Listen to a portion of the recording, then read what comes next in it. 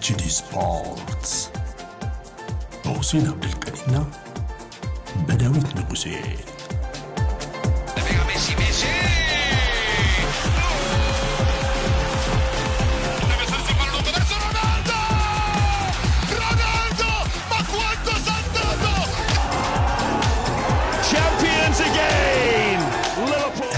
HD ስፖርትስ አስለን በያላችሁበት እንዴት ናችሁ ብለናል። የኤችዲ አድማጭ ተመልካቾቻችን ኤችዲ ስፖርትስ መጥቷል።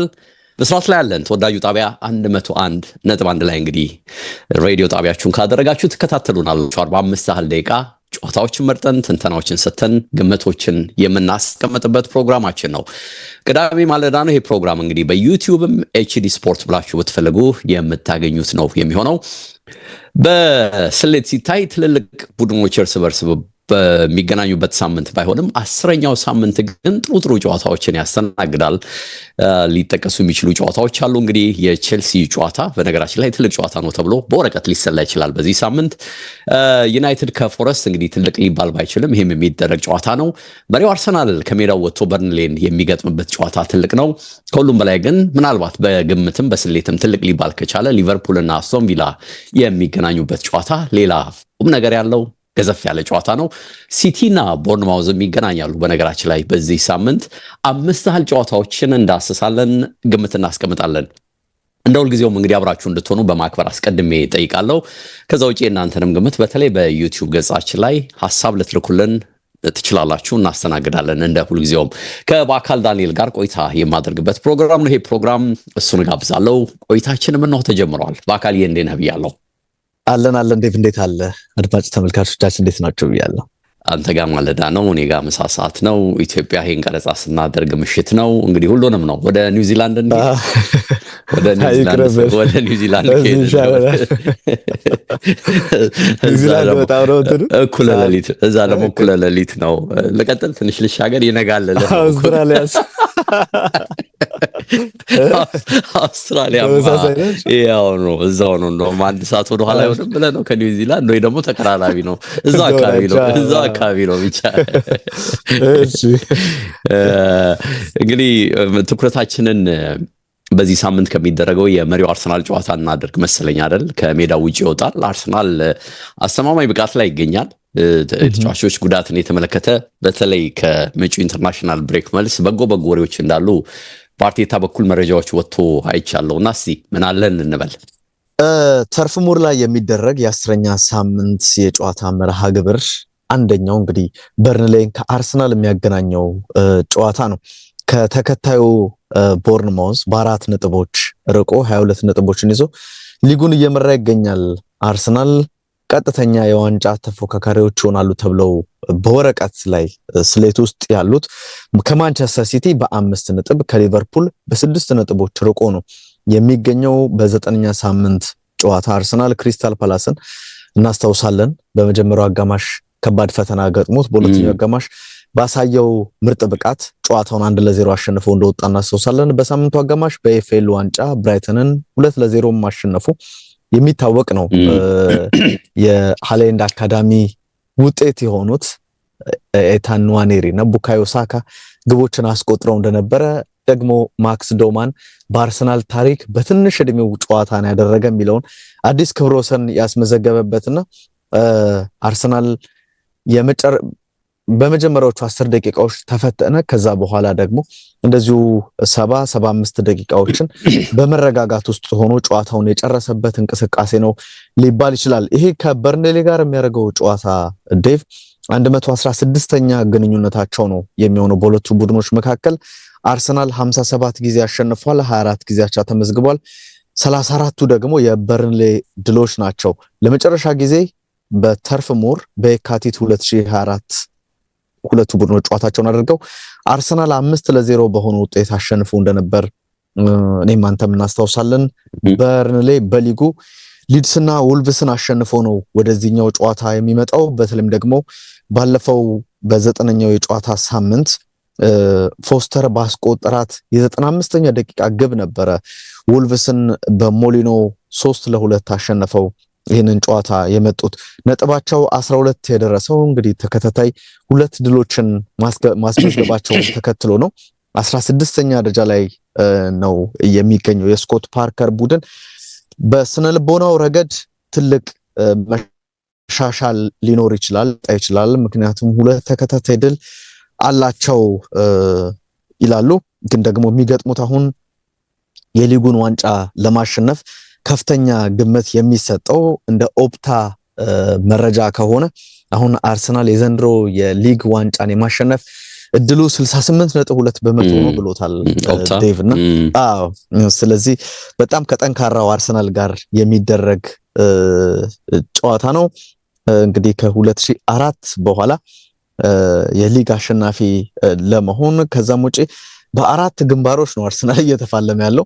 የአውሮፓ ቻምፒየንስ ሊግ ላይ ያለበት የሊጉን ዋንጫ ለማሸነፍ ጥሩ መንገድ ላይ ነው ያለው፣ ገና ጅማሬው ላይ ቢሆንም በኤፍኤ እና በኤፍኤል ዋንጫም እንደዚሁ ወደ ቀጣዩ ዙር ያለፈባቸው ድሎችን አስመዝግቧል። ስለዚህ በሁሉም ረገድ አርሰናል እንግዲህ ይፋለማል ተብሎ ነው የሚጠበቀው። ከሁለት ቋሚ 11 በላይ ተጫዋቾች እንዳሉት ደግሞ ባለፉት ጨዋታዎችም የተመለከትንበት አጋጣሚ ነበርና ይሄም አንዳንድ ድል ለማያገኙ ተጫዋቾች ድል የሚሰጥበት ከዛም ውጭ ደግሞ እንዲያርፉ የሚፈልጋቸውን ተጫዋቾች እንዲያሳርፍ እድል የሚፈጥርበት ለአርቴታ ወይም በአርቴታ በኩል ያንን ተመልክተናል። ለምሳሌ ባለፈው ጨዋታ የ10 ተጫዋቾችን ቅያሪ አድርጎ ነው በብራይተኑ መርሃ ግብር ተመልክተነው የነበረው።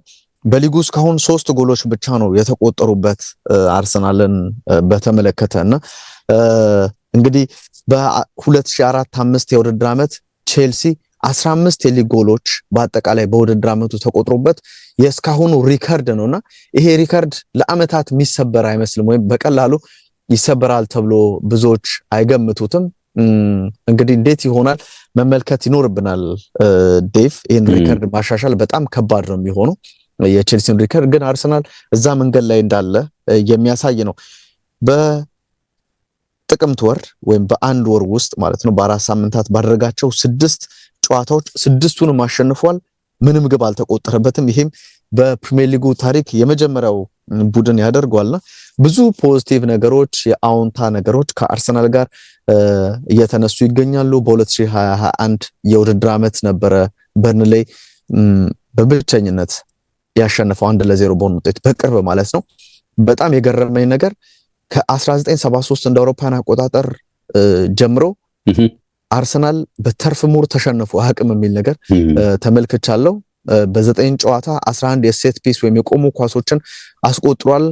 ከ11 የቆሙ ኳሶች 7ቱ ከኮርና የተገኙ ናቸውና የፕሪሚየር ሊጉ በኮርና ግብ በማስቆጠር ቀዳሚው አርሰናል ነው፣ ምንም ጥያቄ የለውም። ቼልሲ፣ ቶተናም እያሉ ይከተላሉ እንግዲህ በሁለተኝነትና በሶስተኝነት ማለት ነው። ከቡድን ዜናዎች ጋር በተገናኘ ካይ ሃቨርትዝ፣ ጋብሪኤል ጄሱስ፣ ኖኒ ማዱዌኬ፣ ማርቲን ኦዴጋርድ፣ ጋብሪኤል ማርቲኔሊ አይነት ተጫዋቾች እንደማይኖሩ ተገልጿል። ኮነር ሮበርትስ፣ ጆርዳን ቤየር፣ ዜኪ አሙንዱኒ የተባሉት ተጫዋቾች በበርንሌይ በኩል አይኖሩም የሚል ነገር አለ። አርቴታ ከጨዋታው አስቀድሞ ምን ሐሳብ ሰጠ የሚለውን ጉዳይ ለማንሳት ያክል በአሁን ሰዓት ተጫዋቾችን ወይም ቋሚ አሰላለፍ ውስጥ ለማስገባት ተጫዋቾችን ትልቅ ፈተና አለብህ ወይ ብለው ጠይቀውት ነበረ አርቴታን በተመለከተ ዴቭ። እንግዲህ ይህን ሐሳብ ሲቀጥል በአርቴታ በኩል ይሄኛው ለስራው ነው ከባድ የሚሆነው ወይም ከውሳኔ አንጻር ነው ከባድ የሚሆነው፣ ግን እኛ ይሄን ነገር በአዎንታ መልኩ ነው እየተጠቀምን እያለ ነው ብሎ እንግዲህ ሐሳቡን ሰጥቷል። ከተጫዋቾች ጋር በተገናኘ ዊሊያም ሳሊባ አጠራጣሪ ነው ብሎታል። እንግዲህ በቅርቡ ወደ ሜዳ ይመለሳል የሚል ነገርን አንስቷል። እሱን ግን የመጨረሻ ምርመራ ማድረግ ይኖርብናል የሚል ነገርን እንደዚሁ አንስቶ ሰጥቷል። ከቡድን ጥልቀት ጋር በተገናኘ እና ደግሞ ቀጣይነት ከመኖርም ጋር በተገናኘ አሁን ሁሉም ነገር አለን። 5-6 ተጫዋቾች ወጥተውብናል ብሏል። ቅድም ያነሷቸው የነ ካይ ሃቨርትዝን ከጉዳት ጋር የተገናኙና በነሱ ቦታ መፍትሄዎችን ማበጀት አለብን በፉክክር ውስጥ ለመቆየት ያንን እያደረግን ነው የምንገኘው ብሏል አርቴታ ከጨዋታው አስቀድሞ። ከዛም በተጨማሪ የልምምድና የመፎካከር ሁኔታን በተመለከተ ሁሉም በእያንዳንዱ ጨዋታ መፋለም ይፈልጋል፣ ለዛ ደግሞ ምህረት የለሽ መሆን አለብን ብሏል። ከተጫዋቾችም ጋር በተገናኘ ለምሳሌ የኬፓን የባለፈው ብራይተን ጨዋታ ላይ ያሉትን 3 ሴቮችን አንስቷልና ይሄ የሱ ብቃት ነው እንጂ አጋጣሚ አይደለም ብሎ እንግዲህ የተጫዋቹን ኮንፊደንስ ከፍ የሚያደርግ አስተያየትን አርቴታ ሰጥቷል። ከዚህም በተጨማሪ እንደ ኖኒ ማዱዌኬ፣ ማርቲን ኦዴጋርድ፣ ካይ ሃቨርትዝ አይነት ተጫዋቾች በቅርቡ ይመለሳሉ ብሎ እንደሚያስብ እናንተም ቅድም እንዳነሳው ምናልባት የተወሰኑት ከኢንተርናሽናል ብሬክ በኋላ ወደ ሜዳ ይመለሳሉ ብሎ እንደሚያስብ ሐሳቡን ሰጥቷል። እሱም እንደዚሁ እድገቱን በተመለከተ ሐሳቡን ተጠይቆ ነበርና አመታት እንግዲህ የተቆጠሩ ነው፣ ብዙ መታመን ብዙ የራስ መተማመን አለን እንደ ቡድን የሚል ሐሳብን ሰጥቷል እና ደግሞ ሁሌም አክቲቭ እንዲሆን ከዛም ውጪ ብዙ ድሎችን የሚፈጥር ዲሲፕሊንድ የሆነ ቡድንን ነው መመልከት መፈልገው፣ ከዛ ውጪ ማየት አልፈልግም ብሏል። ይሄ ብዙ ማይንቀሳቀስ ነገርን አልፈልግም፣ አክቲቭ የሆነ ነገርን እፈልጋለሁ የሚል ሐሳብን በአርቴታ በኩል ተናግሯል። ከአመት ወደ አመት ብዙ ነገሮች እየተሻሻሉ እየተቀየሩ ነው እንደ አሰልጣኝ። ከዛም ውጪ ደግሞ የተሻሉ ተጫዋቾችንም በመያዝ ብሏል። እንግዲህ ከትልልቅ ቡድኖች ጋር ስመለከት እንዴት ነጥቦችን እንደሚያገኙ እንዴት ነጥቦችን እንደሚያጡ ስመለከት በጣም ስሞል የሆነ ማርጅን ወይም በጠባብ ልዩነት ነው ውጤቶች የሚመዘገቡት የሚል ነገርን አንስቷልና አሁንም ክፍት ስለመሆኑ ፍንጭ የሰጠበት የሚመስል ሐሳብን ተናግሯል። ጋብሪኤል ማርቲኔሊን ጉዳይ በተመለከተ የሱ እስካሁን ዝግጁ አይደለም፣ ግን ወደ ቡድኑ ለመመለስ ተቃርቧል የሚል ነገርን አንስቷልና አናውቅም፣ ኤግዛክት ቀኑ መች እንደሆነ አናውቅም የሚመለስበትን ብሎ እንግዲህ አርቴታ ሐሳቡን ሰጥቷልና በርከት ያሉ ጉዳዮች ናቸው አርቴታ ያነሳው። ከግምት አንፃር ያው ምንም ጥያቄ የለውም ይህንን ጨዋታ ተከታታይ ድል ቢኖረውም በርንሌ አርሰናል ለማሸነፍ ይቸገራል ብዬ አላስብም። ዴቭ ስኮት ፓርከር ይመቸኛል ሁሌም እላለሁ። መቼም ከእንግሊዛውያን ኮቾች ኦፍ ኮርስ ወደ ኋላ ሂጄ አይደለም እንዲሁ ሳየው ትኩረቴን ይስባል ይሄ ኮችና ተጫዋች እያለ ቆራጭ ነው። በደንብ ጥሩ እግር ቆራጭ እንደነበር እኔም አንተም እናስታውሳለንና የአይን አቀማመጡም ትንሽ የሆነ ለየት ያለ ነገር አለው አይደለ? የሆነ ብዙ ምቾት የሚሰጥ አይነት ነገር አይደለም ዝም ብለህ ስታየውና ሜዳ ላይ በጣም ኃይለኛ እንደነበር አስታውሳለሁ ያኔና አሁን ግን ኮቺንግ ላይ በቃ ተች ላይ ተረጋግቶ ሳየው ኮምፓክት የሆነ ቲም ምልህ በተለይ አስጨንቆ ጎል ለማግኘት በቃ ምልህ ያኔም ቡድኑ በወረደ ጊዜ ወደ ሻምፒዮንሺፕ ሲወርድ ከሁሴን ጋር አወራ ነበርና ትልቅ ተስፋ ያለው ኮች ነው ብለው ነበር። አሮን አንዳንድ ጊዜ እንዲህ አይነት ኮቾች ጥሩ ሪሶርስ ቢሰጣቸው ብለህ ታስባለህ አይደለ? ግን ደግሞ መጀመሪያ መታመኑ በትልልቅ ክለቦች እንዴት ነው የሚመጣው ነው ትልቁ ጥያቄ እንጂ ዝም ብሎ በእኔ መታመኑ ብቻ መቼም ለውጥ ያመጣል ብዬ አላስብም። ኮምፓክት የሆነ ነገር ሊሰራ እንደሚችል እንደሚያስጨንቃቸው አስባለሁ። ግን ያው ዞሮ የኔም ግምት አርሰናል ይህንን ጨዋታ ያሸንፋል ነው። በደንብ የጨመረው ነገር አርሰናል አሁን በጣም የትኩረት ነው። አሁን ብዙ ከሚዘረዘሩለት ኳሊቲ ጉዳዮች በዘለለ የቡድኑ የትኩረት መጠን በጣም ጨምሯል እና ያንዳንዱ ጉዳይ ላይ ትኩረት አድርጎ አሁን ስለ ዋንጫ አንስተውለትም የመለሰው ይሄንን ነው። ገና 38 ጨዋታ እንደሚደረግ እያወቃችሁ እንዴት ነው በዚህ ሌቭል ላይ ስለ ዋንጫ የምታነሱት? እኛ የቀጣዩን ጌም በትኩረት ማሸነፍ ላይ ነው ትኩረት አድርገን እየሰራን ያለ ነው የሚል አስተያየት ሰጥቷልና ከዚህ የተለየ ነገር እኔም አልጠብቅም። 2-0 2-1 እንደዚህ የሆነ ውጤት በአርሰናል በኩል ይመዘገባል የሚል ግምት ነው ያለኝ እና አስቸጋሪ ጌሞችን በዚህ ማርጅን ማሸነፍ በነገርህ ላይ በጣም ጠቃሚ ነው። ያየን ነው ይቸገርባቸው የነበሩ ጌሞችን አርሰናል አሁን እየወጣ የሚያሸንፍበት መንገድ ከዚህ የተለየ አይደለምና ያሸንፋል ነው የምመለህ። ከዛ ውጪ ወደ ፎረስትና ዩናይትድ ጌም ልለፍ። ይሄ ኖቲንጋም ፎረስት በአዲሱ ኮች አመራር አዲስ ነገር ይዞ ለመምጣት ዩናይትድ ደግሞ የተፈጠረ የሰሞኑ መነቃቃትን ለማስቀጠል የሚያደርጉት ጨዋታ ነው። በነገርህ ላይ ዩናይትድ በ16 ነጥቦች 6ኛ ላይ ይገኛል። በሜዳው የሚጫወተው ፎረስት ደግሞ በ5 ነጥብ በወራጅ ቀጠና 18ኛ ስፍራ ላይ ይገኛልና የኖቲንጋም ፎረስት ስብስብ በአመቱ ውስጥ እንግዲህ ለሶስተኛ ጊዜ የአሰልጣኝ ለውጥ ላመጣው ክለብ እንግዲህ ሳንዲያች መጥቷል እንደምታውቀውና የሚመች መስሏልና ለሳቸው ስብስቡ ይመጥናቸዋል ይስማማቸዋል የሚል መረጃ ነው የወጣው። ለምን ለጥብቅ መከላከል፣ ለካውንተር ረጅም ኳሶችንና የቆሙ ኳሶችን ለመጠቀም ይሄ ጥሩ ቲም ነው እያሉት ነው ወደ እንግሊዝ የሚወጡ መረጃዎችና ሰውየውም ደግሞ ወዲያው እንደመጡ ይሄንን ለመተግበር ሲጥሩ አይተናቸዋል። በእርግጥ 2 ጨዋታ ነው ያደረጉትና ከቦርንማውዝ አድርገውት በተሸነፉበት ያለፈው ጨዋታ 16.9% ረጃጅም ኳሶችን ወደ ፊት ቡድናቸው አሻግሯልና ግብ ጠባቂው ብቻ በአንድ ጨዋታ 25 ረጅም ኳሶችን ለአጥቂዎች ወደፊት ሲያሻማ ታይቷልና ይሄ ከቀድሞ አሰልጣኝ ፖስቶኮግሉ ልዩነቱ በጣም ትልቅ ነው። በነገር ላይ በእርሳቸው የፎረስት ጉዞ በፖስቶኮግሉ በአማካኝ በጨዋታ ረጃጅም ኳሶች ይላኩ የነበረው 8.5 ነው። በአንድ ጨዋታ ብቻ ቦርንማውዝ ላይ ይሄንን ወደ 17 ከፍ አድርገውታል። 16.9 ዳያችና በጥፍ ነው ያደገውና ምን ያህል ለውጥ እንዳለ የአፕሮች ለውጥ እንዳለ እዚህ ክለብ ውስጥ ታያለህና ስለዚህ የኚህ ኮች አፕሮች ምን መልክ ይኖረዋል በዩናይትድ ጨዋታ ላይ ብትል ይሄንኑ ነው በቃ ኮፒ ፔስት አድርገው ሊመጡ እንደሚችሉ መታስበው። ዲያሽ እንግዲህ ከስራ ከተሰናበቱ በኋላ ግንቦት ላይ የዩናይትድ ኃላፊነት የእርሳቸው ቢሆን 4-4-2ን ተጫውተው የተሻለ ነጥብ ሊሰበስቡ እንደሚችሉ አስተያየት ሰጥተው ነበር። ያኔ የፑንዲትሪ ስራ ኦቨርላፕ የሚለው ፖድካስት ላይ ቀርበው ነበር ይህንን አስተያየት የሰጡትና ቢሰጡኝ ይህንን ቡድን 4-4-2 ተጠቅሜ ከአሞሪም የተሻለ ነጥብ ሰበስባለሁ ብለው ወዲያው አስተያየት ሰጥተው ነበርና አሁን እንግዲህ ከሁለቱ ጨዋታ ግንኙነት በፊት ይህንን ጥያቄ ጋዜጠኞች አንስተውላቸዋልና በጥያቄ መልክ አንስተውላቸው እንደውም ከአሞሪም በላይ እኮ ብዙ ጨዋታዎችን ያሸነፍኩ አንተ ነህ በርካታ ነጥቦች ሰበስባለሁ ብለሃል ምናምን ብለው ጠይቋቸው ይሄን እንግዲህ አሳሳችና የተጋነነ ትኩረት ለመሳብ ብላችሁ ያመጣችሁትን ጥያቄ አልፈልገውም አልወደውም ብሎ ምላሽ ሰጥተዋልና ያኔም ቢሆን ስናገር ለኮቾች ጊዜ መስጠት እንደሚገባ ሰውየውን ፐርሰናሊ በተለይ በግል እሳቸውን የሚመለከት ሐሳብ እንዳልሰጠው ታውቃላችሁና ወደዛ በሉልኝ ይሄንን ጥያቄ ብለዋል። በጥያቄ መልክ ተነስቶላቸው እንዲሁ ይሄው ጥያቄ ደግሞ ለአሞሪምም ቀርቦላቸው ነው። እውነቱን እኮ ነው ያኔ 4-4-2ን ብንጫወት የተሻለ ነጥብ ልንሰበስብ እንችል ይሆናል አላቅም።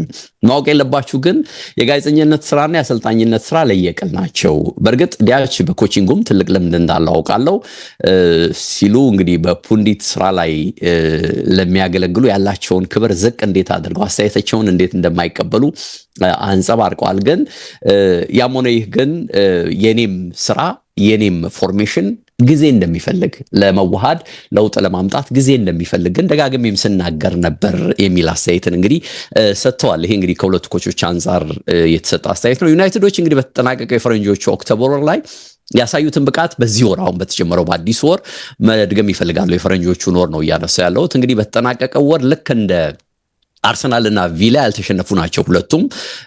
በነጥብ ረገድ ከአርሰናል 16 ነጥብ ቀጥሎ ዩናይትድ 15 ነጥብ ያስመዘገበ መሆኑ ትልቁ ነው። ወስዷል ይሄንን ነጥብ። በጎል እንደውም 14 ጎሎች በማስቆጠር ከሁሉም ክለቦች ቀዳሚ ስለመሆኑም መረጃዎች ያትታሉና የሶስት ጨዋታ ተከታታይ ድላቸውን ወደ 4 ከፍ በማድረግ ከ2024 በኋላ እንግዲህ ሌላ ጥሩ ጉዞ ማድረግን እንደሚፈልጉ ነው እየተገለጸ ያለው። ለዚህ ደግሞ ያለፉት 3 ተከታታይ የሊግ ጌሞች ያሸነፏቸውን ፎረስቶችን ማሸነፍ ግዴታ ነው። እንግዲህ በእርግጥ ፎረስት እስካሁን የሊግ ጉዞ ደካማ ነው የሚባለው። ካለፉት 7 ጨዋታዎች 6 ሽንፈትና አንዳቸው ውጤት ብቻ ነው ያስመዘገበው። በሊጉ እስካሁንም አንድም የሜዳውን ድል አላስመዘገበም። በነገርህ ላይ ይሄ ምናልባት እንግዲህ ጠቃሚ የዩናይትድ ጉዳይ ሊሆን ይችላል፣ ይሄ ሊጠቀሙበት ከቻሉ። ለዚህ ደግሞ እንግዲህ በቡድኑ በደንብ የተላመደው ኤምቤሞ ቁልፍ ሚና ይኖረዋል ተብሎ ነው የሚጠበቀው። የተጫዋች በ10 ጨዋታ 5 ጎሎች አለው። በሊጉ ከኤርሊንግ ሃላንድ ቀጥሎ 19 ጎል አለው ሃላንድ፣ 3 አሲስት አድርጓል። ከሳላ እንዲሁ ቀጥሎ 15 ጎል አለው፣ 7 አሲስት አድርጓል። በ2025 አስደናቂ ያለው ኤምቤሞ ነው። በነገርህ ላይ ሶስተኛው ተጫዋች ሆኖ የሚመጣውና 14 ጎልና 6 አሲስት አለው ባይባል ነው የሚገርምና በደንብ ልዩነት ከመጡት አጥቂዎች በደንብ ልዩነት መፍጠሩ ወዲያው መዋሃዱ የታየውም ይሄ ተጫዋች ነውና በእርግጠኝነት ለሌሎች ተጫዋቾችም ኮንፊደንስ የጨመረ የሚመስለኝ ኢቭን ለኩንሃም ለሴስኮም ይሄ ነው። አሁን እዛ አካባቢ ሆነ እንትን አለ ታያለ የሆነ ሞመንተም የመዋሃድ ኬሚስትሪ የመምጣት ነገር አለና የዚህ ተጫዋች ሚና ቁልፍ እንደሆነ ነው የምታየውና ኩንሃም በደንብ ልዩነት ፈጣሪ መሆኑ እየታየ ነው።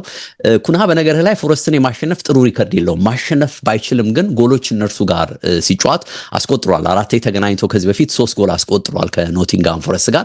በእርግጥ ዩናይትድ እያለ አይደለም የሆነው። ዮሮና ሼሽኮ እንግዲህ ወደ ቡድኑ ቋሚነት ይመጣሉ የሚል እምነት አለ በዚህ ጨዋታ ላይ። ማጓየርና ማውንት ግን አሁንም አጠራጣሪ ስለመሆናቸው ነው መረጃዎች እየወጡ ያሉት። ኦላ አይነን የተባለው የፎረስት ተጫዋች የለም። ዚቼንኮና ክሪስ ውድ አጥቂው ክሪስ ውድ ግን አጠራጣሪ ስለመሆናቸው መረጃ ወጥቷል። ሰውየው ዲያች እንግዲህ 4-2-3-1 ወይም 4-3-3 የሚመስል ዘይቤን ነው የሚከተሉት። በሁለቱ የተሾሙትም ጨዋታዎች ይህንን ተግብረዋል። ጥቃቅን ስህተቶች ላለመስራትና በካውንተር ዘግተው ለመጫወት ጥረት እንደሚያደርጉ ነው የሚጠበቀው። ዩናይትድም እንግዲህ በአጥቂዎቹ የሰሞኑ መነቃቃት እንዲሁ በግብ ጠባቂው ሌመንስ በጎ ጅምር ተከታታይ አሸንፎ የመውጣት ባህሪን ይላበሳል ተብሎ ነው የሚጠበቀው።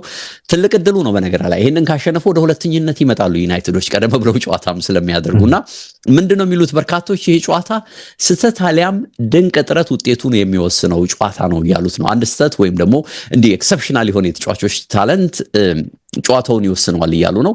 ገራሚው ነገር ግን አምና ሁለቴም በኳስ ቁጥጥር እጅግ በጣም ድንቅ እንቅስቃሴ ያሳየው ዩናይትድ ከፎረስት ጋር ነው። የመጀመሪያው ጨዋታ ላይ 71% ቦል ፖዚሽን ነበረው።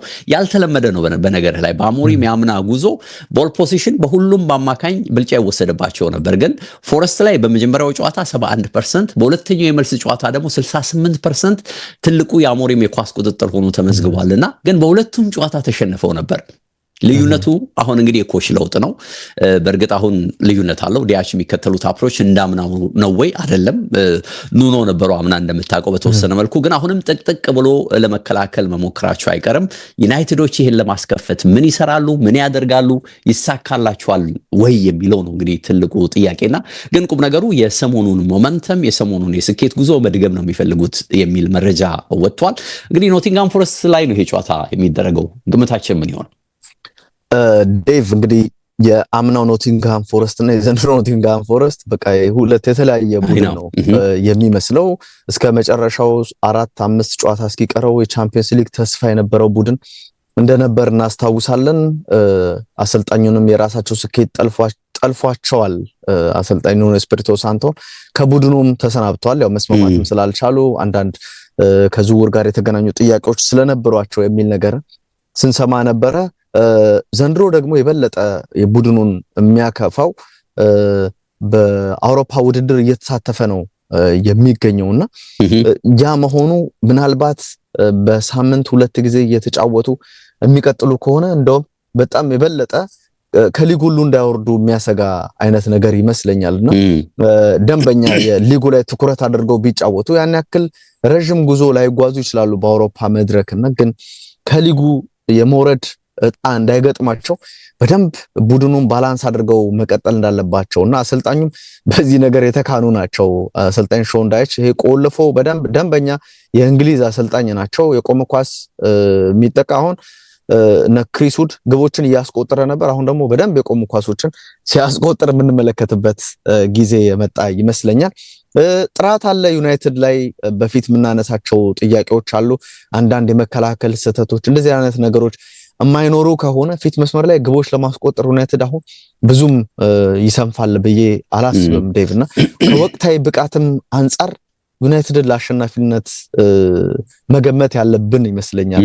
ወይም እኔ እንደዛ ነው የማስበው። ዩናይትድ ይሄንን ጨዋታ ያሸንፋል ብዬ ነው ያደላል ወደዛ ነገሮች። ያው ወቅታዊው ነገር በተለይ እንዳልከው ሞመንተም ቀላል ነገር አይደለም። ከሰሞኑ ያስመዘገብከው ውጤት መነቃቃቱ፣ በተለይ ደግሞ ይታሙ የነበረው ዩናይትዶች ይሄ የሚመጣው ውጤት ድንገተኛ ነው ወይስ በስሌት ነው የሚለውን ነገር ማየት ይፈለጋልና 1-2 ብለን ሶስተኛው ላይ በተለይ መጣም የተባለው ስኬት ባለፈው ሳምንት መምጣቱን ስታይ ቁልፍም ነው። የተገኙ ጎሎችንም ስታይ የሆነ የሚሰጥህ ነገር አለ። ግን ውስብስብ የሚሆን ይመስለኛል ይሄ ጌም በግሌ ዝም ብለህ ካልከኝ የኔ ሁለት እኩል አንድ እኩል አይነት ጌም። በተለይ የዲያች ቡድን እንግዲህ ንክኪም ፊዚካልም ይወዳል፣ ጥቅጥቅ ብሎ ለመከላከል ጥረት ያደርጋልና የዩናይትድ ሞመንተም ጥሩ ነው ትላለህ። ግን ያቻ ፊሊንግ ነው ውስጥ ያለው አላውቅም።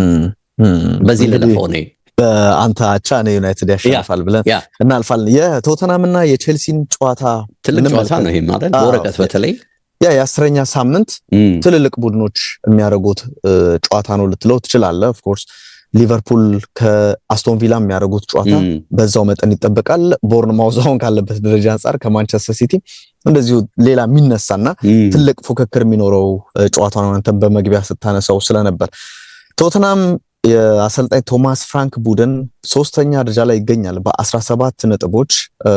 ከሱ ከፍ ብሎ የሚገኘው ቦርንማውዝ ነው በ1 ነጥብ ብቻ በልጦት። በኤፍኤል ዋንጫ እንግዲህ በኒውካስል 2-0 ተሸንፏል በሳምንቱ አጋማሽ በነበረው ጨዋታና ምናልባት አሁን ቡድኑ ሼኪ ሆኗል እያሉት ነው የሚገኙት። ካለፉት 4 ጨዋታዎች 1 ድል ብቻ ነው ማግኘት የቻለው። እሱም በሊጉ ኤቨርተንን 3-0 ያሸነፉበት ባለፈው ሳምንት ድል ያገኙበት እንቅስቃሴ ነው ብለው እንግዲህ እያነሱት ይገኛሉ። ቼልሲ ወልቭስን 3-4 በሆነው ውጤት አሸንፎ ወደ ኤፍኤል ዋንጫ ወደ ቀጣዩ ዙር አልፏል። የሊያም ዴላፕ ቀይ ካርድ ብዙ መነጋገሪያ ነበረ። እንግዲህ ይሄ ማስቀረት የሚችለው ቀይ ካርድ ነው። የሆነ ለተጋብቶ ከጨዋታ ርቆ የመጣ ተጫዋች ነውና የበለጠ ለመጫወት መነሳሳት እያለበት ግን እንግዲህ በእጁ ለመጫወት ነው የሞከረው። ሬስሊንጉ ከባድ ጥፋት ነው የፈጸመው ይሄ ተጫዋች። የሚገርመው ከ9 ጨዋታ 6ኛ ቀይ ካርድ ሆኖ በቼልሲ ተመዝግቧል። ሮበርት ሳንቼዝን በቅርቡ ተመልክተነው ነበር በቀይ ካርድ ወጥቶ፣ ሌሎችም ተጫዋቾች እንደዚሁ በቀይ ካርድ ሲወጡ ስንመለከት ነበር። በሊጉ ደግሞ ባልተጠበቀው ሰንደርላንድ 2-1 በሆነው ውጤት ተሸንፈው እንደነበር እናስታውሳለን። ባለፈው ሳምንት ቼልሲ ካለፉት 6 የሜዳው ውጪ ጨዋታ ስፐርስ ላይ ማለት ነው 5ቱን አሸንፏል። ይሄ ለቼልሲ ትልቅ ነው። እንደዚህ ያክል ብልጫ ወስዶ ያሸነፈው ሌላ ቡድን እንደሌለ መረጃ ያሳያል። ቶተናም በአሰልጣኝ ቶማስ ፍራንክ ስር ዘንድሮ በ9 ጨዋታ 5 ድል 2 አቻና 2 ሽንፈት ገጥሞታል። አሰልጣኝ አንጅ ፖስቴኮግሉ በ26 ጨዋታ ካሸነፉት የ5 ጨዋታ ድል ጋር በቁጥር እኩል ሆኗል። ዴቭ ማሸነፍ የቶማስ ፍራንክ ቡድንን ወደ 2ኛ ደረጃ ከፍ ያደርገዋል። እንዳነሳሁት ቦርንማውዝ ከሜዳቸው ውጪ ነው መርሃ ግብርን የሚያደርጉት። ከዛም ውጪ ደግሞ ሌሎችም ተፎካካሪዎች ቶተናም 3ኛ ስለሆነ ያን አይነት ውጤት ማስመዝገብ ይችላል። ትልቁ ጥያቄ ግን ለቶማስ ፍራንክ የቶማስ ፍራንክ ብቻ ሳይሆን በአጠቃላይ የቶተናም ያለፉት 3-4 ዓመታት ችግሩ ብዬ የማስበው ዴቭኔ ሜዳው ላይ በጣም ጨዋታዎችን የሚሸነፍ ቡድን ነው። ዘንድሮ 4 ጨዋታ በአዲሱ ዋይት ሃርት ሌን ስቴዲየም አድርገው 4 ነጥብ ብቻ ነው ያስመዘገቡት። እሱም ሊጉን ሲከፍቱ እንግዲህ ያሸነፉበት ጨዋታ ነበረ። ከዛ በኋላ ከበርንሌ አቻ፣ ከወልቭስ አቻ፣ በቦርንማውዝ እና በአስቶን ቪላ ደግሞ ተሸንፈዋል። ዘንድሮ ለቶፕ 4 የመፎካከር እድላቸውን በደንብ ለመወሰን ሜዳቸው ላይ በደንብ ጠንካራ እንቅስቃሴን ማሳየት ይኖርባቸዋል። እንዳነሳሁት ከ17 ነጥብ 4 ብቻ ነው ማለት 13 ነጥቡን ከሜዳቸው ውጪ ያገኘ ቡድን ነው። ለቶፕ 4 ወይም ለዋንጫ መፎካከር የሚፈልጉ ከሆነ ሜዳቸው ላይ ያላቸውን ፎርም በደንብ ማሻሻል ይኖርባቸዋል። ቼልሲ እንግዲህ ከሰንደርላንድ ጋር ተጫውቶ 2-1 ከተሸነፈ በኋላ ዘንድሮ ከ10 ጨዋታዎች እንግዲህ 4ኛ ሽንፈቱ ሆኗል። ከዛም ውጪ ከ5ቱ የመጨረሻ ጨዋታዎች 3ቱን ተረቷል ማለት ነውና ለአሰልጣኝ ኤንዞ ማሬስካ ቡድን ሌላ ጥያቄ የሚያስነሳ ነው። እንዳነሳሁት ከ10 ጨዋታ 4 ጊዜ ተሸንፏል። ከነዚህ 10 ጨዋታዎች አስቀድሞ ከነበሩት 16 ጨዋታዎች የተሸነፈው 2 ጊዜ ብቻ ነበርና ይሄ ድል በእጅጉ ያስፈልጓል። ባለፈው ዓመት ቼልሲ ደርሶ መልስ ቶተናምን አሸንፎ እንደነበረ እናስታውሳለን። ስለዚህ ይሄም ጨዋታ እንግዲህ ይጠበቃል ለቼልሲ ወይም በቼልሲ በኩል ይሄን ድል ማድረግ ይኖርባቸዋል። በቶተናም በኩል ዲያን ኩሉሴቭስኪ፣ ጄምስ ማዲሰን፣ ዶሚኒክ ሶላንኬ፣ አርቺ ግሬይ፣ ቤን ዴቪስ፣ ኤቭ ቢሱማ፣ ራዱ ድራጎሼን እንደሌሉ ተገልጿል። ሮሜሮ፣ ዴስቲኒ ኡዶጊና እንደዚሁም ደግሞ ዊልሰን ኦዶቦርት ወደ ጨዋታው ይመለሳሉ የሚል ነገር በአሰልጣኝ ቶማስ ፍራንክ በኩል ማረጋገጫ ተሰጥቷል። ቼልሲ አሁንም የኮል ፓልመርን ግልጋሎት አያገኝም። ሊያም ዴላፕ በቀይ ካርዱ ምክንያት እዚህ ጨዋታ ላይ አይኖርም። ሌቫይ ኮልዊል እና ባዲያሽለ እንደዚሁ የረጅም ጊዜ ጉዳታቸው አሁንም ከጨዋታው ውጪ ያደርጋቸዋል ተብሏል። በወልቭሱ ጨዋታ ተጠባባቂ የነበሩት ዦ ፔድሮ ኔቶ፣ ኤንዞ ፈርናንዴዝ፣ ሞይሰስ ካይሴዶ እና ማርክ ኮኮሪያ ወደ ቋሚ አስተላለፉ ይመጣሉ ተብሎ ነው የሚጠበቀው። የገረመኝ ቁጥር ዴቭ ቼልሲ በሊጉ ባለፉት ያስቆጥራቸው 101 ጎሎች በሙሉ እድሜያቸው ከ30 በታች ያሉ ተጫዋቾች ናቸው ያስቆጠሩለት የሚል ነገር አንብቤያለሁ። ቶማስ ፍራንክ ከቼልሲ ጋር ባደረጓቸው 8 ጨዋታዎች ይህ ማለት ሁሉም በብሬንትፎርድ አሰልጣኝነታቸው ማለት ነው 2 ጊዜ ብቻ ነው የተሸነፉት፣ 3 ጊዜ አቻ፣ 3 ጊዜ ደግሞ ድል አስመዝግበዋል። የሚገርመው 3ቱም ድሎች ዴቭ በስታንፎርድ ብሪጅ የተገኙ ናቸውና እሳቸውም ከሜዳቸው ውጪ ሲወጡ ቼልሲ ላይ ድል የማድረግ ድል እንዳላቸው የሚያሳይ ነው። ቶተናም ባለፉት 13 ጨዋታዎች ከቼልሲ ጋር 1 ጊዜ ብቻ ነው ያሸነፉትና ይሄም ትኩረትን ይስባል። አሰልጣኝ የቶተናም አሰልጣኝ ቶማስ ፍራንክ ስለ 6 ቀይ ካርዱ ከ9 ጨዋታ 6 ቀይ ካርድ ብለው ጠይቋቸው ነበረ። እያንዳንዱን ቀይ ካርድ አልተመለከትኩትም፣ ግን 6 እንዳገኙ አውቃለሁ። የተለያዩ ምክንያቶች አሉት። ምናልባት የዲሲፕሊን ግድፈት ብቻ አይደለም፣ አንዳንዴ ኮኢንሲደንስ ወይም አጋጣሚዎች የፈጠሯቸው ሊሆኑ ይችላሉ ብሏል። የቡድኑ ወሳኝ ተከላካይ ሚኪ ቫንደርቪንን በተመለከተ በማጥቃቱም በመከላከሉም እጅግ አስደናቂ እንደሆነ በተለይ በማጥቃቱ የሴት ፒስ አጠቃቀሙን ከዛም ውጭ ደግሞ ኳስ ቡድኑ ጀምሮ ሲጫወት በጣም ከመረጋጋት ጋር አስደናቂ ግራግር አለው። አጭር ረጅም ኳሶችን መስጠት የሚችል ብለው እጅግ የተለየ ተከላካይ ነው ብለው እንግዲህ ይህንን ተጫዋች አድንቀውታል። ከዲያን ኩሉሴቭስኪ ጋር በተገናኘ እስካሁን ወደ ሜዳ አልተመለሰም፣ በፍጥነት እንዲያገግም ስራዎች ከወዲሁ እየተሰሩ ነው ብለዋል። በተመሳሳይ የዶሚኒክ ሶላንኬንም ጉዳይ ተነስቶላቸው ነበረ። የቶማስ ፍራንክ በተመለከተ ደግሞ እንደዚሁ ከቼልሲ ጋር ያለ እጅግ የተለየ ነው። ሜዳችን ላይ ባለን ሁኔታ እጅግ የተለየ ነው። ደጋፊዎች ከጀርባችን ሆነው ድጋፋቸውን እንዲሰጡን እንፈልጋለን ብሏል። እንዳነሳሁት ከ6 የዋይት ሃርት ላይን ጨዋታዎች 5ቱን ቼልሲ አሸንፏል። ስለዚህ ትልቅ ድልን ለነሱ ሊያመጣላቸው ይችላል። አሰልጣኝ ኤንዞ ማሬስካ ከጨዋታው አስቀድሞ ምን አሉ የሚለውን ጉዳይ ባጭሩ እንመለከታለን። እሺ ከዲሲፕሊን አንጻር ብዙ ጊዜ ተናግሬያለሁ። ብዙ እየተማረን ብዙ እየተለወጥን ነው ያለነው። እነሱን ነገሮች ማሻሻል አለብን ብሏል። ከሊያም ዴላፕ ጋር በተገናኘ ምንም ጥያቄ የለውም። ጨዋታው ከተጠናቀቀ በኋላ መለበሻ ክፍል ውስጥ ሁሉንም ይቅርታ ጠይቋል ብሏል። ፓልመርን በተመለከተ አግኝቸው ነበረ የቁርስ ሰዓት ላይ ምን አልኩት፣ ምናልባት በአንድ ሳምንት ውስጥ ወደ ሜዳ ትመለሳለህ ስለው ስቆብኛል ብሏልና የሱን የጤና ሁኔታ መጠበቅ አለብን የሚል ነገርን አንስቷል። እንግዲህ የረጅም ወይም የእጅ ውርወራዎችን ማለት ነው ስለመከላከል ጥያቄ ቀርቦላቸው በደንብ ስራዎችን መስራት አለብን፣ እሱን እያደረግን ነው ብሏል። ቅድም እንዳነሳሁት የቆመ ኳስ መጠቀም የሚችለው ቶተናም አለ፣ የቆመ ኳስ መጠቀም የሚችለው ቼልሲ አለ። ሁለቱም በሊጉ 6 ግቦችን ከኮርና ቼልሲ አግኝቷል፣ ቶተናም 5 ጎሎችን አግኝቷልና በመከላከሉም ደግሞ ክፍተት ያለባቸው ቡድኖች ናቸው። ጋርናቾና ጊተንስ ጥሩ በቡድን ውስጥ አዳፕት እያደረጉ ናቸው። ለአንደኛው እድል ይሰጣል ብለዋል። ጊተንስ አስደናቂ ገብ ባለፈው ወልቭስ ላይ አስቆጥሮ ስለነበረና እነዚህ ነገሮች አንስተዋል። ሌሎችም ጉዳዮች አሉ። ዴቭ ግን የተወሰኑትን ለማንሳት ነው። ቶተናም ሜዳ ላይ ነው የሚደረገው። የቶማስ ፍራንክ ቡድን በደንብ ተቀይሯል። እኔ ድል ለቼልሲ ይኖራል ብዬ አላስብም። በዚህኛው ሳምንት የአቻ ውጤት ነው ለሁለቱም ቡድኖች የምገምተው። አቻ ነው ይሄንን ጨዋታ የምገምተው። በነገርህ ላይ እንዳልከው ነው። ምንም ቶተናም ሜዳ ላይም ቢሆን የተለየ ነገር አልጠብቅም። ሁለቱም ተቻችለው ይወጣሉ ብዬ አስባለሁ። ሊቨርፑልና ቪላን እንግዲህ የሳምንቱ ትልቁ ጨዋታ ይሄ ይመስለኛል። እኔ በግሌ 7ኛና 8ኛ ናቸው። እኩል 15 ነጥቦች አላቸው ሁለቱም። ቪላ በሊጉ በጣም ምርጥ ሰሙነኛ ፎርም ላይ ነው የሚገኘው። ሊቨርፑል ደግሞ ያው እንደምታውቀው በሁሉም የውድድር መድረኮች መቸገር እየታየ ነው። ቪላ በሊጉ ሲቲን ያሸነፈበት 4ኛ ተከታታይ ድላቸው ነው። ሊቨርፑል ደግሞ 5ኛ የሊግ ተከታታይ ሽንፈት ለማስወገድ ነው ሜዳ የሚገባው። በአጠቃላይ ከታየ ሊቨርፑል ከ7 ጨዋታ 6 ሽንፈት አስተናግዷል። እንግዲህ ሴፕቴምበር 20 ላይ ወደ ኋላ መለስ ብለህ ሊቨርፑል 15 ነጥቦች ከ5 ጌሞች ነበረው። ያኔ ሴፕቴምበር 20 ላይ ቪላ 2 ነጥብ ከ5 ጌሞች ነበረው።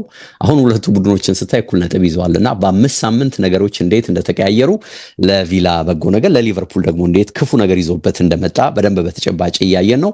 አሰልጣኝ አርነ ስሎት እንግዲህ ጫና ውስጥ ገብተዋል። አምና ቡድናቸው ስኬታማ ስለነበር ጋዜጣዊ መግለጫቸው አዝናኝ፣ ቀጥተኛ፣ ምንም አይነት መቀባባት ያልነበረበት ነበር። እንደውም በታክቲክ ጉዳዮች ላይ ሁሉ በዝርዝር ሲያወሩ ይታዩ ነበር። በጣም በራስ መተማመናቸው የጎላ ነበር ይባላልና ዘንድሮ ይሄ ጠፍቷል ነው የሚሉት። ከሰሞኑ የቡድኑን ውጤት ማጣት ለመከላከል የሚያቀርቧቸው ሰበቦች አንዳንዶቹ አልተወደዱም። በነገር ላይ በካራባው ሙሉ ቡድናቸውን አለመጠቀማቸውን ተከትሎ ለቀረበባቸው ችግር ስኳድ የለንም የሚል መልስ አምጥተዋል። ባወጣነው ገንዘብ ልክ አትገምቱን ነው የሚሉት። 25 ተጫዋቾች የሉንም፣ 4 ያህል ጉዳቶች አሉን፣ አንድ የቀኝ ተከላካይ ኮነር ባድሊን ይዘን እየተጓዝን ያለ ነውና ይህንን ተጫዋች በሳምንት 3 ጨዋታ ላጫውተው ወይም ተጫዋት ልለው አልችልም ብለዋል።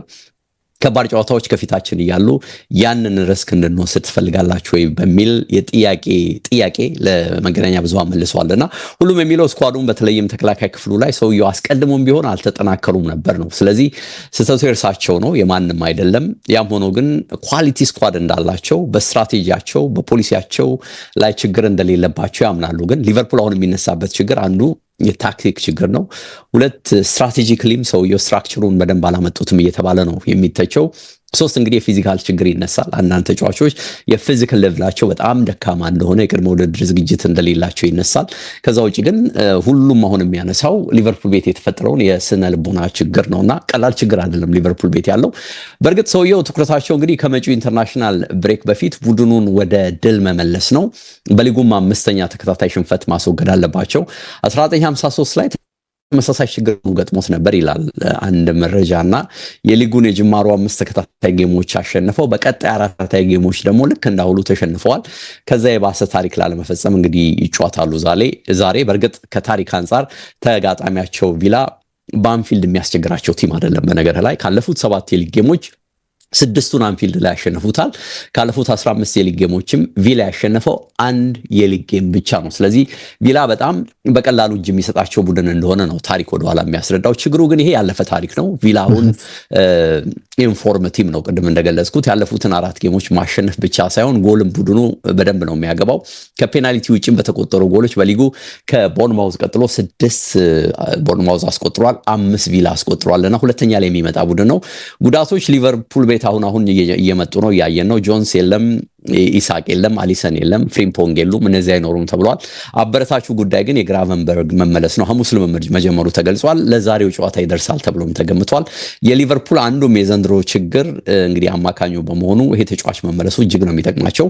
በቪላ በኩል ግን ኤሚ ቡኒዲያ ይሄ በጣም ጥሩ ተጫዋች ነበር። ከሰሞኑ ቴሌማንስ እና ጋርሲያ የማይሰለፉ ተጫዋቾች ናቸው ተብሎ መረጃ ወጥቷል። ሊቨርፑል ከአርሰናል ጌም በኋላ ይጫወታል። እንግዲህ የነጥብ ልዩነቱ ምናልባት አርሰናል ካሸነፈ 10 ሊደርስ የሚችልበት እድል ስለሚኖር ይህንን ጨዋታ ማሸነፍ እንግዲህ ለቡድኑ በጣም ጠቃሚ ነው። ከሳላ አሁንም ጎሎችን ይፈልጋሉ። 275 ጎሎችና አሲስት በሊቨርፑል ቤት ብቻ አድርጓል ይሄ ተጫዋች። ይሄም 187 ጎልና 88 አሲስት ነው። ይሄን እንግዲህ ምንድነው ሊስተካከል የሚችልበት አንድ ሪከርድ ከፊት ለፊቱ መጥቷል። ከዋይኒ ሩኒ የዩናይትድ ጎልና አሲስት ጋር ማለት ነው። ዩናይትድ ቤት 183 ጎልና 93 አሲስት አድርጓል ሩኒ። አንድ ዛሬ አሲስት ካደረገ ሳላ ወይም አንድ ካገባ ከዚህ ታሪክ ጋር ይስተካከላል የሚል መረጃ ወጥቷል። ቪላዎች አሁንም እንግዲህ በ23 ዓመቱ ሞርጋን ሮጀርስ ላይ ይተማመናሉ። ዋትኪንስ በ11 ጨዋታ 1 ጎል ብቻ ማስቆጠሩ የቡድኑ ችግር ሆኗል። ሮጀርስ ግን ዘንድሮ እንደ አምናው ጎሎች በብዛት ባያገባም ከሰሞኑ ለታየው መሻሻል ግን የእርሱ ሚና በጎልና በአሲስት ከፍ ያለ ነው። እርሱ ሜዳ ላይ ካለ የቪላን በ90 ደቂቃ ጎል የማግኘት እድል በ1.8 ጎል ከፍ ያደርገዋል ተብሏልና ምን ያህል ወሳኝ እንደሆነ ምን ያህል እዚህ ተጫዋች ላይ ጥገኛ እንደሆኑ በደንብ ታያለ። ይሄ ጌም እንግዲህ ከነችግሩ የማሸነፍ ቅድሚያ በብዙዎች የተሰጠው ሊቨርፑል ነው። ግን ኦፕታ ስናይ 56% ሰጥቶታል ሊቨርፑል። ለነዛ ደግሞ እንግዲህ በጣም ዝቅ ያለ ግምት ነው የሰጠው። ሊቨርፑል ግን ካለበት ወቅታዊ ስነ ልቦና ጫና የጉዳት ጉዳይ ቀላል ይሆናል ብዬ ማስበው ጌም አይደለም ይሄ ጌም። ግምቴ በአካል ሊቨርፑል ሜዳ ላይ በመሆኑ ሊቨርፑል በጠባብ ውጤት የሚያሸንፍ ይመስለኛል ይሄን ጨዋታ። ዴቭ እኔ ደግሞ ይሄንን ጨዋታ ካቻ የዘለለ ውጤት አሰጠው ለሊቨርፑል አልሰጠውም። ምክንያቱም ያለው ፎርም በደንብ መሻሻል ይኖርበታል። እንዳነሳው የሪያን ራቨንበርግ ወደ ቡድኑ ተመልሷል። ግን የሱ መመለስ ብቻ በቃ ሊቨርፑል ዋናው ችግሩ ዴቭ አሁን የኮንፊደንስ ጉዳይ ነውና ያ ሌቭል ከፍ ማለት አለበት። ስለዚህ እዛ ደረጃ ላይ ደግሞ መድረስ ካለባቸው ኦፍ ኮርስ ከእንደዚህ አይነት ጨዋታ መጀመር ይኖርባቸዋል።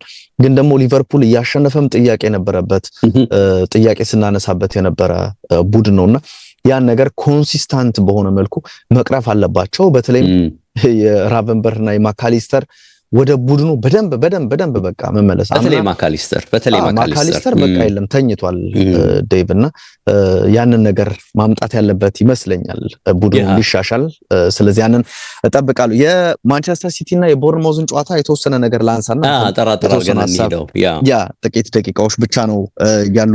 እንግዲህ ሁለቱ ቡድኖች እንዳነሳው በደረጃ ሰንጠረዡ ሁለተኛና አምስተኛ ናቸው። ማንቸስተር ሲቲ አምስተኛ ደረጃ ላይ ይገኛል በ16 ነጥቦች። ቦርንማውዝ ደግሞ ሁለተኛ ነው በ18 ነጥቦች። በሊጉ የመክፈቻ ጨዋታ በሊቨርፑል 4-2 ከተሸነፉ በኋላ ዴቭ እስካሁን አንድም ሽንፈት ቦርንማውዞች አልገጠማቸውም። ይሄ የአሰልጣኙን ስራ የሚያሳይ ነው።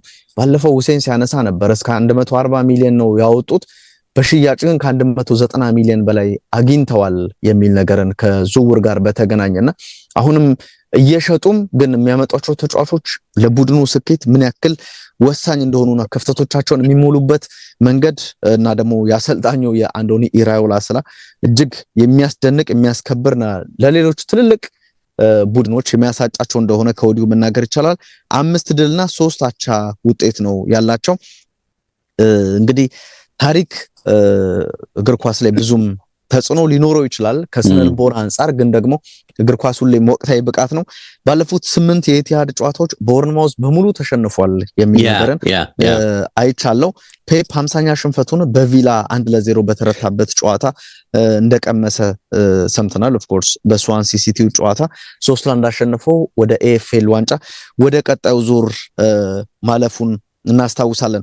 የሲቲ መከላከል ብዙ ጥያቄ ይነሳበታል እና ደግሞ የቦርንማውዝ ይሄ በመልሶ ማጥቃት እና አንቶኒዮ ሴሜኒዮ እንቅስቃሴ ጎሎችን እናለና ዴቭ አሸናፊነቱ የሚወሰነው እዛ ጋር ይመስለኛል።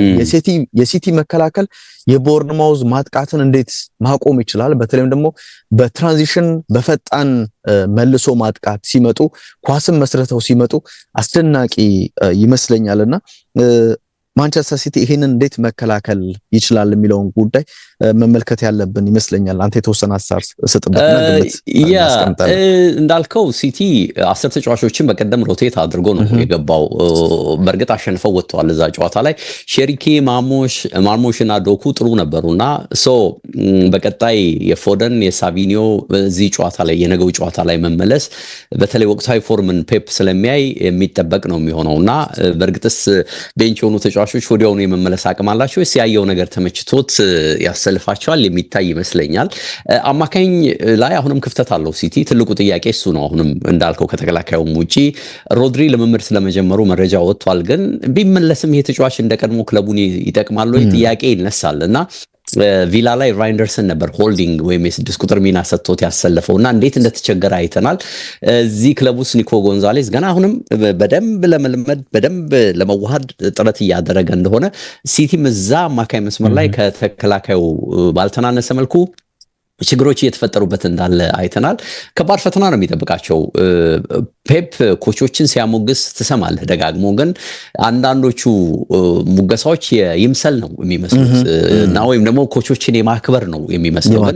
ያ ለአሪዮላ ግን የሚሰጠው ግምትና ክብር እጅግ በጣም እውነተኛ ነው በሚል ትልቅ ክብር ለሳቸው እንዳላቸው ይገለጻል። በእርግጥም አንተ በገለጽከው መንገድ ኮቹ ኳሊቲያቸው ከፍ ያለ ነው፣ ገና ከፍ ያለ ነገር ከፊታቸው አለ እየተባለ ይነሳል።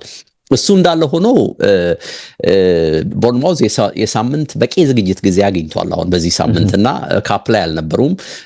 ስለዚህ ሪከርዳቸው የሚያሳየው ያለምንም ጥርጥር ለሲቲ ከባድ ፈተና እንደሚሆኑ ነው።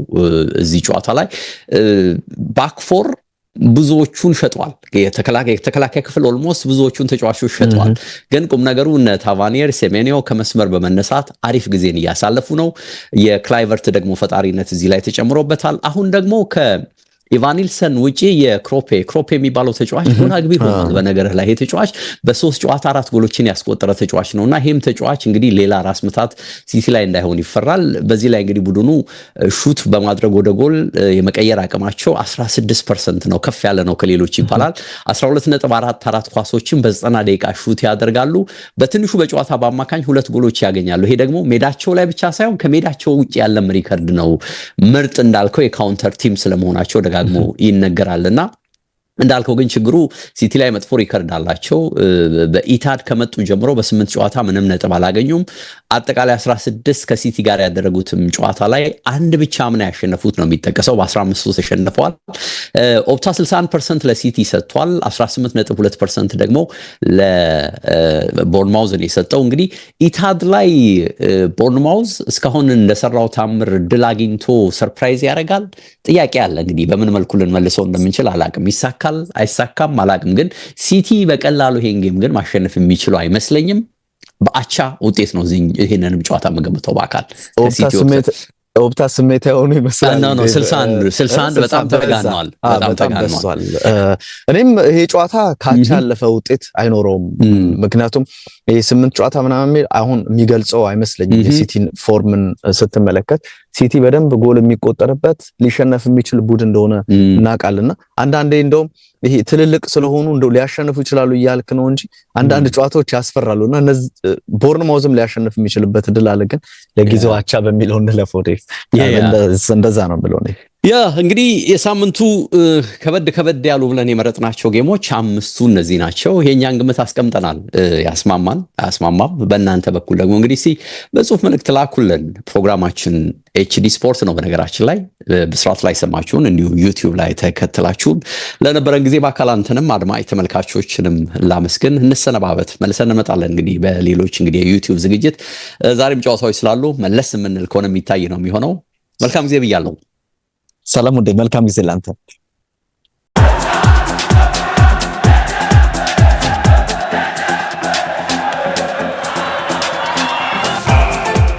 ኤችዲ ስፖርትስ በሁሴን አብዱልቀኒና በዳዊት ንጉሴ